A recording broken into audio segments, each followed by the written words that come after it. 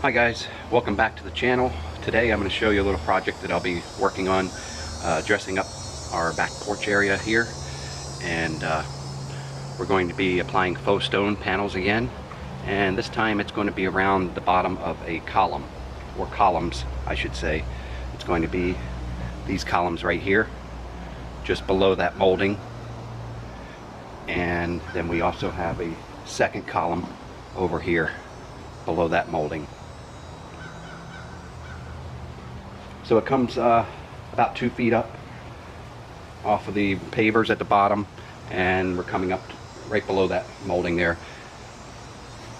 Stick around and you can judge for yourself if this is something that you'd like to tackle. It's a small project and it shouldn't take us too long. Stay tuned. I'm only one to chase the feeling again. Let's be friends. You only need what's best for you and not them. Don't pretend. Now I don't wanna lose sleep thinking about everything we could be. Let's just see what comes to be. She said we're all made in Hollywood, fake loving and hating on silver screens, believing everything we come to see. Go outside, it feels so good.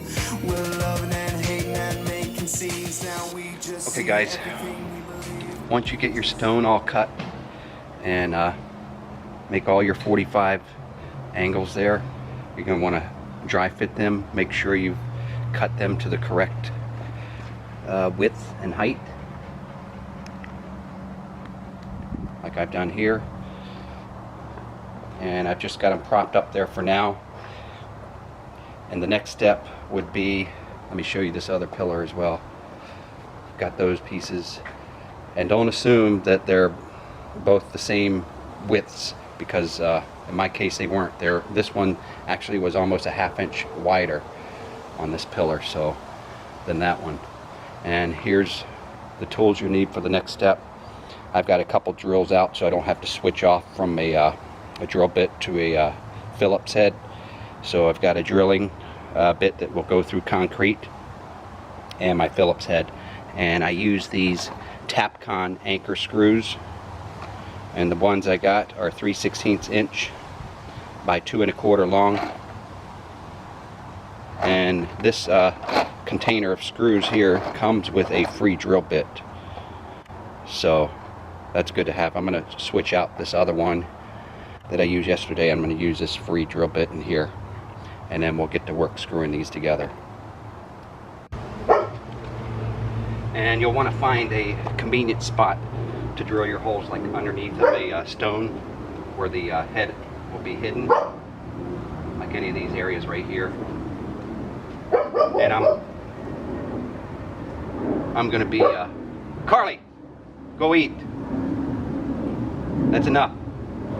I'm gonna be drilling 2 screws per panel.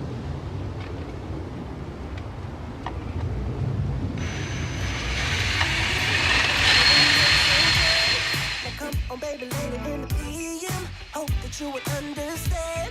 I think that if you get to know me, you see I'm way more than nice. I wanna hold you, let me feel you till the morning light. I'm more than just 9 to 5. Everyone's known it's only you and I. Looks like we'll be staying up all night.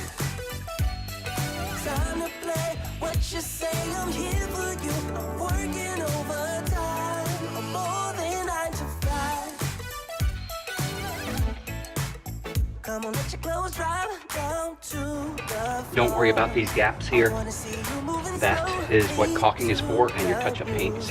Don't let this drive you nuts, because you won't be able to tell when we're finished here. Okay, now you'll be able to see your screws here. There's one, right up in that corner there. Down here, we've got one up here. See how I told you to hide them behind or underneath the stones? Works really well.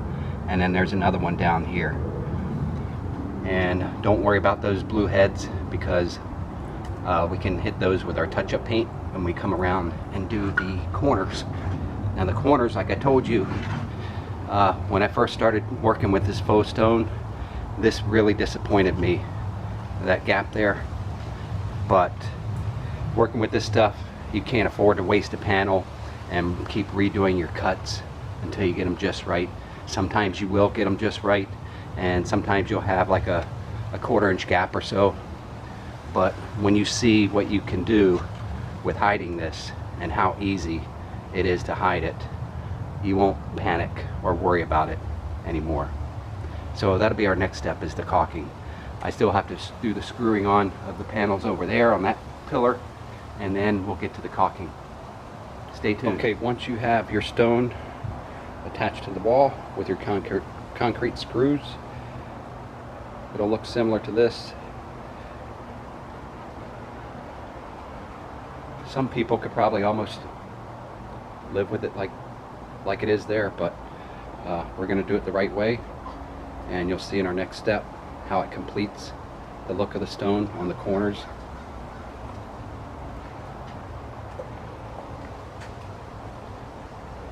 And then you have the other one over here.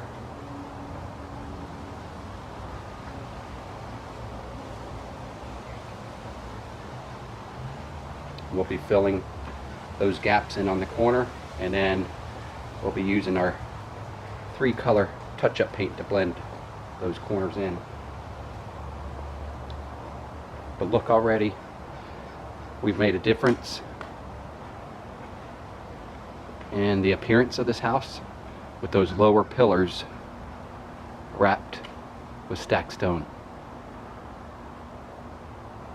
And those are some tall pillars, and we just went up to the first molding, but it really adds a great quality, a good detail.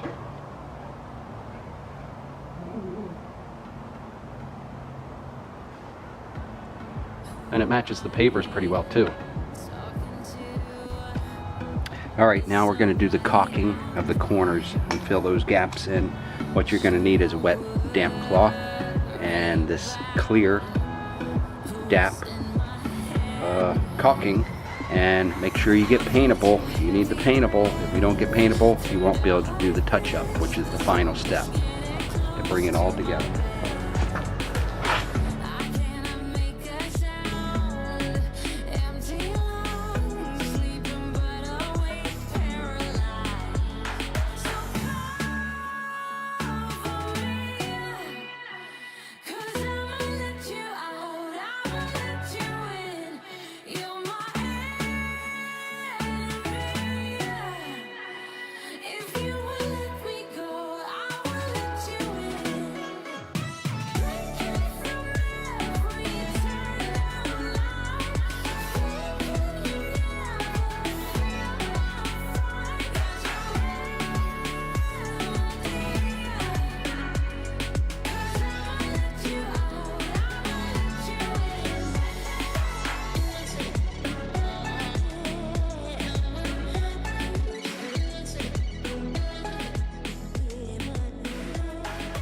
Okay guys, we're all done with the caulking. Make sure you caulk into every gap on that corner, on all your corners, because you can use touch-up paint as long as you have something to adhere it to. If you have any gaps or holes, it's going to be a hole there or a gap. So don't worry about how it looks like this. That's why I told you to pick paintable caulking and also clear caulking, because any of this other stuff here, by tomorrow, right there, that caulking and stuff that is on the surface of the stone there, all that stuff is going to be clear, and you're going to be able to see through it. And we're going to be using our touch-up paint over it anyway. And then we've got the other one over here. Some of the gaps were more than others, and like I said, you don't have to worry about it, because you'll see on our final step tomorrow after this dries, that if you're worried about it, you wasted your time worrying, because it's going to turn out fantastic. So this is all for now, until I see you when we do the touch-up painting. Stay tuned. Alright guys, we're back the next day and our caulking has dried, and let's take a look at that. Where the heavy buildup is of the caulking, it's still white, and it probably will remain white for a long period of time. But why you want to get the clear is because all the areas that we had rubbed onto the face of the stone, all that's cleared now. So you don't have to worry about touching that up. We're mainly just going to do some touch up and camouflage this with the 3 colors of paints that we ordered when you order a touch-up paint kit for your stone. The 3 colors you get will depend on what stone color you choose.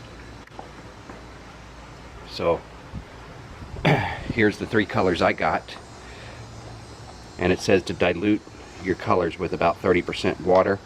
We've got like a cream color here, a charcoal color, and a clay color. And I like to use a brush to put it on, and then a damp cloth to dab it and make it look like camouflage. And I'll show you here. Make sure you have if you're working low areas with stone, have a nice proper bench or stool to sit on so you don't break your back. I'll put the links to all of my tools and materials in the video below so you can find them. Now let's start painting.